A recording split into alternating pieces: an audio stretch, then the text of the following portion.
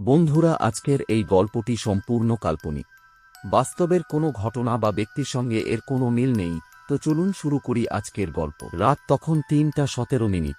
সমুদ্রের মাঝখানে একটা জাহাজ একা একা ভেসে যাচ্ছিল। জাহাজটির নাম ছিল মৃত্যুর ছায়া।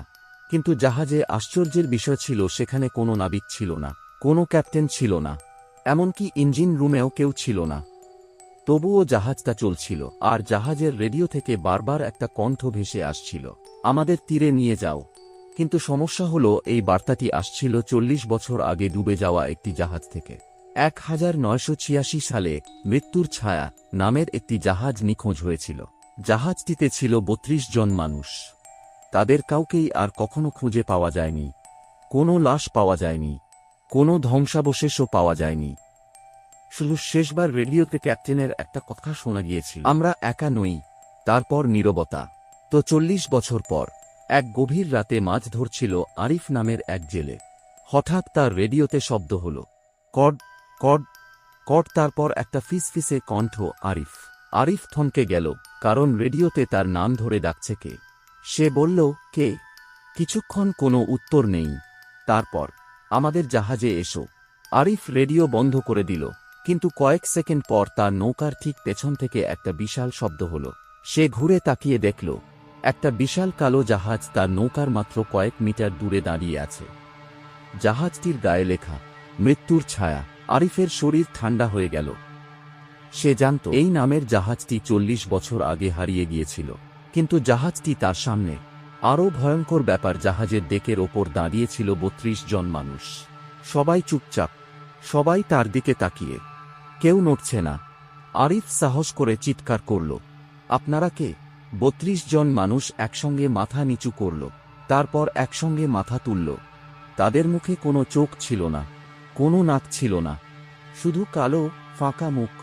আর তারা একসঙ্গে বলল, আমরা অপেক্ষা করছিলাম। আরিফ নৌকা ঘুরিয়ে পালাতে, ইঞ্জিন বন্ধ, নৌকা নড়ছে না। তারপর জাহাজ থেকে একটা দড়ি নিজে থেকেই ছুটে এসে তার নৌকায় আটকে গেল। ঝটাং! নৌকাটি ধীরে ধীরে জাহাজের দিকে টেনে নিতে লাগল। আরিফ চিৎকার করতে লাগল, কিন্তু আশেপাশে কোনো জাহাজ নেই, কেউ তাকে দেখতে পাচ্ছে না। অবশেষে সে জাহাজে উঠে পড়ল। জাহাজের ভেতরে ঢুকতেই তার নাকে একটা পচা গন্ধ এলো। দেয়ালের পাশে সারি সারি দরজা। প্রথম দরজা খুলল। ভেতরে একটা পুরনো ঘর। দেয়ালে ঝুলছে 32 জন মানুষের ছবি, আর প্রতিটি ছবির নিচে লেখা মৃত্যুর তারিখ আজ। আরিফ ঘড়ির দিকে তাকালো। তারিখ ছিল 16 আগস্ট 2026। আজকের তারিখ। তার বুকের ভেতর যেন ধক করে উঠল। সে দৌড়ে দ্বিতীয় দরজার কাছে গেল। দরজার ওপাশ থেকে তার মায়ের কণ্ঠ ভেসে এলো, আরিফ, দরজা খোল বাবা। আরিফ জমে গেল। তার মা তো বহু বছর আগে মারা গেছেন। ভেতর থেকে আবার কণ্ঠ এলো, বাবা, আমি খুব একা। আরিফ দরজা খুলতে হাত বাড়ালো।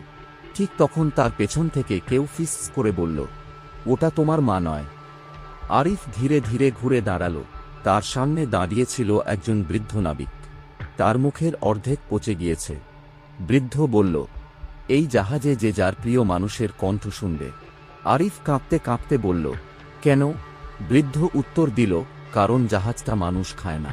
একটু থেমে সে বলল, জাহাজটা মানুষের স্মৃতি খায়। হঠাৎ চারপাশের সব দরজা একসঙ্গে খুলে গেল। প্রতিটি ঘর থেকে আলাদা আলাদা মানুষের কণ্ঠ।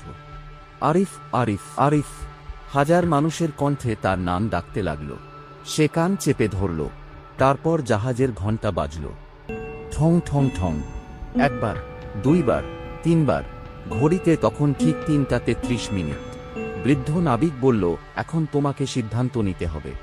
আরিফ বলল, কি সিদ্ধান্ত? বৃদ্ধ তার দিকে একটা পুরনো দরজা দেখিয়ে বলল, এই দরজার ওপাশে গেলে তুমি বাড়ি ফিরে যাবে। আরিফ দরজার দিকে তাকালো। দরজার ওপাশ থেকে তার নিজের বাড়ির দৃশ্য দেখা যাচ্ছে। তার পরিবার তাকে ডাকছে। সবকিছু একদম সত্যি মনে হচ্ছে। আরিফ দরজার হাতলে হাত রাখল। ঠিক তখন বৃদ্ধ চিৎকার করে বলল, থামো। আরিফ পিছনে তাকালো। বৃদ্ধ কাঁপতে কাঁপতে বলল, যদি তুমি ওই দরজা খোলো, তাহলে জাহাজ থেকে তুমি বের হবে ঠিকই। সে একটু থামল, তারপর বলল, কিন্তু তোমার জায়গায় জাহাজ থেকে অন্য একজন বের হবে। আরিফ দরজা থেকে হাত সরিয়ে নিল। ঠিক সেই মুহূর্তে তার পেছনে দাঁড়িয়ে থাকা ৩২ জন মানুষ হাসতে শুরু করল। হা হা হা। তাদের হাসির শব্দ পুরো জাহাজ কাঁপিয়ে দিল। আরিফ দৌড়ে ডেকের দিকে গেল। সে দেখল সমুদ্রের ওপর তার নৌকা এখনো ভাসছে। সে লাফ দিয়ে নৌকায় উঠে পড়ল। ইঞ্জিন নিজে থেকেই চালু হয়ে গেল। নৌকা দ্রুত দূরে চলে গেল। আরিফ পিছনে তাকাল। মৃত্যুর ছায়া। জাহাজটি ধীরে ধীরে কুয়াশার মধ্যে অদৃশ্য হয়ে গেল। আরিফ ভেবেছিল সে বেঁচে গেছে, কিন্তু কয়েক মিনিট পর রেডিওতে আবার শব্দ হল, কট কট কট। তারপর একটা কণ্ঠ, আরিফ। সে রেডিও বন্ধ করে দিল। কিন্তু এবার সেই কণ্ঠ রেডিও থেকে কণ্ঠটা আসছিল তার নৌকার নিচ থেকে। আরিফ ধীরে ধীরে নিচে তাকাল। কালো পানির মধ্যে একটা মুখ। মুখটা ছিল আরিফের নিজের মুখ। সেই মুখটা হাসতে হাসতে বলল, তুমি তো শুধু শরীরটা নিয়ে ফিরেছ, তোমার আত্মা এখনো জাহাজেই আছে। তারপর নৌকার চারপাশে সমুদ্র থেকে একসঙ্গে ৩২টি হাত উঠে এলো। আরিফের চিৎকারে পুরো সমুদ্র কেঁপে উঠল। পরদিন সকালে জেলেরা সমুদ্রে একটা খালি নৌকা দেখতে পেল। নৌকার মধ্যে ছিল শুধু আরিফের জামা। আর একটা পুরনো ছবিতে দেখা গেল মৃত্যুর ছায়া। জাহাজের সামনে ৩৩ জন মানুষ দাঁড়িয়ে আছে। ৩৩তম মানুষটি কিন্তু ছবির একদম নিচে ছোট করে লেখা, পরের যাত্রী। যে এই গল্পটি শেষ পর্যন্ত শুনবে, তাই আজ রাতে যদি সমুদ্রের দিক থেকে কোনো জাহাজের হর্ন শুনতে পাও, জানালা দিয়ে বাইরে তাকিও না, কারণ হয়তো জাহাজটা তোমার বাড়ির সামনে এসে দাঁড়িয়েছে। কিন্তু আরিফের গল্প এখানেই শেষ নয়। পরের দিন সকালে তার বাড়ির দরজায় ৩ বার কড়া নাড়ার শব্দ শোনা গেল। ঠক ঠক ঠক। দরজা খুলে কেউ কাউকে দেখতে পেল না। শুধু দরজার সামনে পড়েছিল সমুদ্রের পানিতে ভেজা একটা কাগজ। তাতে লেখা ছিল, একজন ফিরে এসেছে, কিন্তু সে আর আরিফ নয়। তো বন্ধুরা, আজকের ভজনকর গল্পটি এখানেই শেষ। তো যদি আজকের গল্পটি আপনাদের মনে একটু হলেও ভয়ের সৃষ্টি করে থাকে, তাহলে ভিডিওটিতে একটি লাইক দিন এবং এমন আরও ভয়ঙ্কর গল্প শোনার জন্য আমাদের এই ছোট্ট চ্যানেলটি সাবস্ক্রাইব করে পাশে থাকুন। তো আবার দেখা হবে আরও একটি ভয়ঙ্কর গল্প নিয়ে। ততক্ষণ